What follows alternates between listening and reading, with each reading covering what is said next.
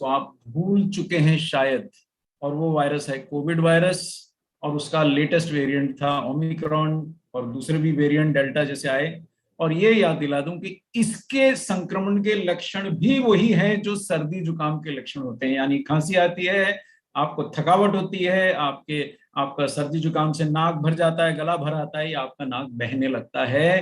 तो आप ऐसा ना सोचिएगा कि ये चला गया है। मैं आपको इसके लेटेस्ट आंकड़े दिखा दूं, ये पिछले एक हफ्ते के लीडिंग साइट से उठाया हुआ फोटो है, मेरा इसमें कोई योगदान नहीं है।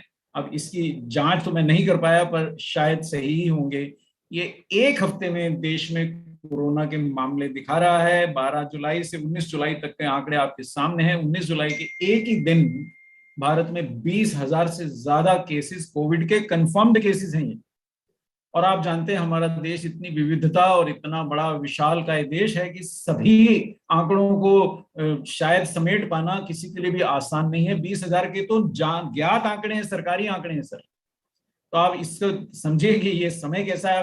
अगर अलग अलग राष्ट्र, अलग अलग कुछ राज्यों के आंकड़े भी मेरे को मिले तो मैं ले आया हूं, सभी राज्यों के तो नहीं मिले। तो ये देखिए, एक एक दिन में, अगर हम महाराष्ट्र की बात करें, एक एक दिन में 24 घंटे के अंदर कितने केसेस नए ऐड हो रहे हैं, ये आप देख लीजिएगा। जैसे एक छोटा सा राज्य है पंजाब, छोटा तो नहीं, मैं खुद पंजाब से हूं, तो हमारे लिए तो वो एक राष्ट्र जैसा है, पर फिर भी मतलब क्षेत्रफल के हिसाब से बहुत बड़ा नहीं है। लेकिन वहां पे भी इस समय 16,900 एक्टिव केसेस हैं। केरल में एक घंटे में 1857 केसेस हैं। मतलब अब मैं ये एकदम ऊपर का और एकदम नीचे के कुछ सिर्फ आंकड़े ले आया हूं, और सिर्फ आपको ये जताना चाह रहा हूं कि आप कहीं असावधान ना हो जाइए। इस समय जो सब और वायरल फीवर फैला है, उसमें कौन सा व्यक्ति कोविड से ग्रसित है, कौन सा नहीं है, ये जानना इतना सरल नहीं है। तो मैं यही आपसे रिक्वेस्ट करूंगा कि आप अपना अलर्टनेस ना छोड़ दें। आप किसी से भी संपर्क में आ रहे हैं, हाथ मिला रहे हैं, आसपास बैठे हैं, मास्क अभी कोई लगा नहीं रहा। मैंने तो अपने पिछले 10 दिन 15 दिन के इंदौर के में हूं, तो मैंने तो किसी को लगाते नहीं देखा। लेकिन सब और इवन इंदौर जहां से मैं बोल रहा हूं, वहां पे भी रोज नए केसेस रिपोर्ट हो रहे हैं। वायरल फीवर भी फैला हुआ है और कोविड भी फैल रहा है, तो सावधान भी करना चाहिए, और इस मौसम में सर्दी जुकाम फ्लू से हमें बचना भी चाहिए। और ये याद दिला दूं कि एक शब्द जिसको हम बार बार भूल जाते हैं, जो मृत्यु या बीमारी और हमारे बीच में खड़ा है, वो इम्यूनिटी है। उसको हम बार बार भूल जाते हैं। मैं बार बार आपको चेता देता हूं कि वायरल इन्फेक्शंस में ज्यादा दवाइयां काम आसानी से नहीं करती। ज्यादातर दवाइयों का वायरस पे कोई प्रभाव नहीं पड़ता। जो हमारे को सामान्यतः डॉक्टर दे देते हैं, कई बार हम घर में एक आध बचा लेते हैं, जो सामान्यतः हमें केमिस्ट दे देते हैं, हम कई बार वो भी याद कर लेते हैं और वही पन्नी वाली गोली मांग के खा लेते हैं। ज्यादातर दवाइयों का वायरल इन्फेक्शंस पे प्रभाव नहीं पड़ता, उसके लिए बहुत विशिष्ट दवाइयां चाहिए। और इसका सबूत यह है कि जब कोविड वायरस फैला था, तो बराबर इलाज के बावजूद आंकड़े मृत्यु के ऐसे थे कि हिला देने वाले थे। इंटरनेट तक से जलती हुई चिताएं दिख रही थी। भूल नहीं जाइएगा। और किन लोगों को ज्यादा चिंता करनी है, अगर आपके घर में कोई बुजुर्ग हैं तो आप चिंता कीजिए श्रीमान। अगर घर में पिताजी हैं, माँ हैं, दादा हैं, आप चिंता कीजिए। 50-60 से ज्यादा के लोग हैं तो आप चिंता कीजिए। अगर कोई आपके घर में धूम्रपान करते हैं तो विशिष्ट चिंता कीजिए। और याद दिला दूं कि वायरल इन्फेक्शन या कोई भी इन्फेक्शन से डायबिटीज से ग्रसित लोग सबसे ज्यादा प्रभावित होते हैं। इस समय 1,000 लोग तो हम साथ ही हैं, पूरा आरसीएम परिवार, पूरा न्यूट्रीचार्ज परिवार एक साथ है, तो हम साथ ही हैं। हम में से कई लोगों को डायबिटीज है, मुझे खुद हाई ब्लड प्रेशर रहा है। तो ये चीजों से आप छूटते नहीं हैं और ये आपकी इम्यूनिटी को घटाते हैं। इसलिए मैं कभी भी न्यूट्रीचार्ज S5 लेना चूकता नहीं हूं। और ये दिखाने का डब्बा नहीं है, हाथी के दांत खाने के और दिखाने के और नहीं है। इसमें से ज्यादातर कैप्सूल मैं खा चुका हूं, केवल 6 कैप्सूल बचे। सो डायबिटीज, हाई ब्लड प्रेशर, दमा, हृदय रोग, ये लोगों को, जो थोड़ा शराब पीते हैं वो लोगों को, और जिनके आहार में प्रोटीन नहीं है, यानी 70% भारतीय, 90% भारतीय यहीं आ गए।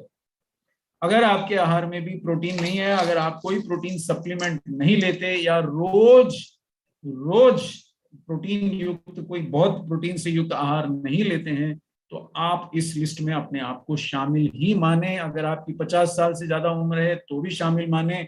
आपको दमा है तो भी शामिल माने, आपको ब्लड प्रेशर है तो भी शामिल माने, आप कभी कभार शराब ले लेते हैं तो भी शामिल माने, आपको कोई भी अन्य रोग है छाती का तो आप इसमें ग्रसित हो सकते हैं। इसलिए आपको आज के सेशन पे विशेष ध्यान देना चाहिए। आपको संतुलित आहार, प्रोटीन, विटामिन, मिनरल, फाइबर का तो सेवन करना ही है। हमारा हर सेशन इस बात पे आधारित है कि आपने आज प्रोटीन का सेवन किया है, आपने आज मिनरल और विटामिन की अपने आहार में पूर्ति करी है, आपने आज फाइबर खाया है। ये हम हर सेशन में बताते हैं, अगर नहीं याद है तो याद करा देता हूँ। इसके अलावा मैं क्या कर सकता हूँ? चलिए, मैंने न्यूट्रीचार्ज मैन खा लिया या न्यूट्रीचार्ज वुमेन खा लिया या कोई भी अन्य उच्च गुणवत्ता का सप्लीमेंट ले लिया, या मैंने सभी प्रकार के फल सब्जियां जो सामान्यतः बहुत कठिन है खा ली, लेकिन क्या प्रकृति मेरी और कोई मदद कर सकती है? तो उत्तर हाँ है। प्रकृति ने हमें बड़े शक्तिशाली ऐसे कुछ ऐसे हर्ब्स दिए हैं, जैसे जिनमें से सर्वश्रेष्ठ है ब्लैक सीड यानी कलौंजी, दूसरा हर्ब सर्वश्रेष्ठ है तुलसी, क्वीन ऑफ हर्ब्स तुलसी, और तीसरा सबसे शक्तिशाली हर्ब है नीम। एलोवेरा और पुदीना के बारे में भी मुझे आपको बताने की जरूरत नहीं है, मैं समझता हूं आप सबके घरों में भी ये हर्ब्स होते हैं, लेकिन हम इनका निरंतर सेवन नहीं करते हैं। और मैं किस संदर्भ में बात कर रहा हूं? मैं आज मेरा ज्यादा ध्यान वायरल फीवर पे है। हमारे साथ कुछ डॉक्टर भी जुड़े होंगे, कुछ मेडिकल प्रोफेशन के लोग भी जुड़े होंगे, वो शायद इस बात का ताकीद करेंगे या इस बात का समर्थन करेंगे कि आज वायरल फीवर फैलने का बराबर मौसम है। आप भीग के घर पहुंचते हैं या आप बाहर वातावरण के अंदर वायरसेस की मल्टीप्लिकेशन के लिए बहुत अच्छा सुविधा है। तो ये करते क्या है? जब भी किसी भी रास्ते से वायरस मेरे शरीर में प्रवेश पाता है, मैं अरुण जी को देख सकता हूं, अरुण जांगड़े जी, तो ये हमारे शरीर की कोशिकाओं में घुस जाता है। श्रीनिवास जी, ये हमारी कोशिकाओं में वायरस मल्टीप्लाई करने लगता है। सुन पा रहे हैं हंसा सिंह जी? तो ये जब मल्टीप्लाई करता है तो ये हमारे शरीर में सब प्रकार के लक्षण पैदा करता है। इसमें बुखार भी हो सकता है गोकुल जी, उषा जी, हमारे को फ्लू भी हो सकता है, सर्दी जुकाम भी हो सकता है, ये सब लक्षण हमें हो सकते हैं। और ये देखिए, तो मैं ब्लैक सीड क्यों लूं? क्योंकि ब्लैक सीड का सर्वप्रथम फायदा यह है कि अगर हमें संक्रमण हो भी गया, हमारी लाख सावधानियों के बावजूद अगर हमें संक्रमण हो भी गया, तो ये ब्लैक सीड, प्रवीण नागर जी, हमारे शरीर में वायरस की संख्या बढ़ने से रोकता है। ये वायरस की संख्या बढ़ने से रोकता है। लाहौरी जी ध्यान दीजिएगा, अगर हमें संक्रमित हो भी गया, मैं घर से बाहर निकला, मैं कोई भी कार्यवश निकला, निकलना ही पड़ेगा, बाहर गया, मैं सब्जी खरीदी, भाजी खरीदी, कुछ कार्य किया, वापस लौटा और मैं संक्रमित हो भी गया, लेकिन अगर मैंने ब्लैक सीड का सेवन किया है तो ये दो शब्द याद कर लीजिए, वायरल लोड। उषा जी, ये वायरल लोड कम रहेगा, यानी मेरे शरीर में वायरस की मात्रा, संतोषी जी, कम रहेगी। क्यों? क्योंकि संजय गुप्ता जी, ये वायरस मेरे शरीर में मल्टीप्लाई नहीं कर पाएगा। मैं केवल एक सज्जन को मुखातिब नहीं हूं, मैं हमारे पूरे परिवार को मुखातिब हूं। इस समय पूरा आरसीएम परिवार जुड़ा है, बाद में भी बहुत सारे लोग इसको देखेंगे। तो ध्यान दीजिएगा कि ये ब्लैक सीड ऑयल हमारे शरीर में वायरस को मल्टीप्लाई नहीं करने देता। क्या मेरे पास इसका कोई प्रमाण है?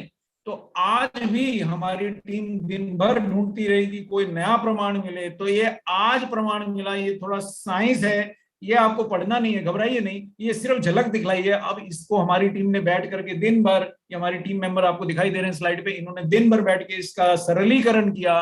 तो ब्लैक सीड के ये फायदे, ये देखिए 2021 का रेफरेंस मैं आपको दिखा रहा हूं, यानी मैं ये किसी भी बड़े डॉक्टर को दिखा सकता हूं कि ब्लैक सीड यानी ब्लैक सीड ऑयल यानी कलौंजी के तेल के सूजन रोधी फायदे हैं। और ये कोविड के संदर्भ में आर्टिकल लिखा गया है, फिर दिखा दूं, ये कोविड के संदर्भ में आर्टिकल है, thymoquinone promising natural compound with potential benefits for covid prevention and cure. सिर्फ प्रिवेंशन नहीं, केवल बचाव नहीं, उससे ठीक करने में भी मदद कर सकता है, क्योंकि ये सूजन रोधी है। हमारे शरीर में सूजन से मृत्यु हुई, सूजन से फेफड़ों को क्षति होती है, उसको घटाता है, इम्यूनिटी बढ़ाता है, एंटीऑक्सीडेंट है। देखिए, आम के आम गुठलियों के दाम। मेरे से बहुत लोग एंटीऑक्सीडेंट के सवाल पूछते हैं, साहब ये एंटीऑक्सीडेंट ले लूं, वो एंटीऑक्सीडेंट ले लूं।